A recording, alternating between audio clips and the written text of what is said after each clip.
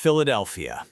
On nights like this, hockey stops being just a game and turns back into a confession. The New York Rangers stepped onto the ice at Xfinity Mobile Arena carrying the weight of 5 straight losses, the noise of rebuild talk, and the feeling that every next shift could be decisive. Their response came not in words, but on the scoreboard. The opening belonged to Philadelphia. Travis Konecny quickly made it clear the home team had no intention of rolling out the red carpet, striking first in the opening period. But that goal was not the beginning of a comfortable march forward. It was a match dropped onto dry powder. The Rangers ignited instantly. In just 1 minute and 20 seconds, the game flipped on its head. Artemi Panarin, skating in his 800th NHL game, tied it with a calm, almost routine shot, the kind scored by players for whom milestone numbers have long become everyday business. Moments later, Mika Zibanejad fired from the blue line, and then Brennan Othmann finished a 3-on-1 rush, scoring his first NHL goal. For some, just another tally. For him, a moment that stays forever. That stretch captured the entire night. The Rangers played with the kind of quiet fury that comes when there is nowhere left to retreat. Zibanejad assumed the leader's role without theatrics. Cool, precise, old school, the way it's always been taught.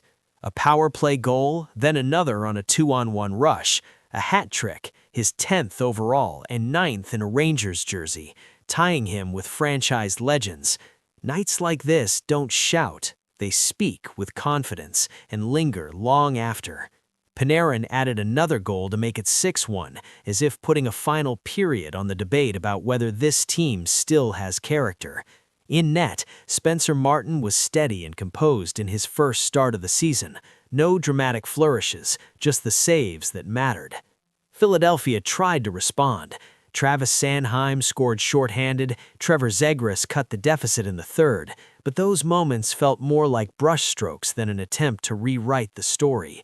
A 6th straight loss left the Flyers with the heavy sense of a crisis dragging on, outscored 31-12 during the skid, numbers that offer no place to hide. For the Rangers, this was their first game since management publicly used the word rebuild in a letter to fans. Perhaps that is why this win felt especially honest. No promises, no declarations, just hockey played the way it has always been played, with work, with pain, with belief in the man next to you.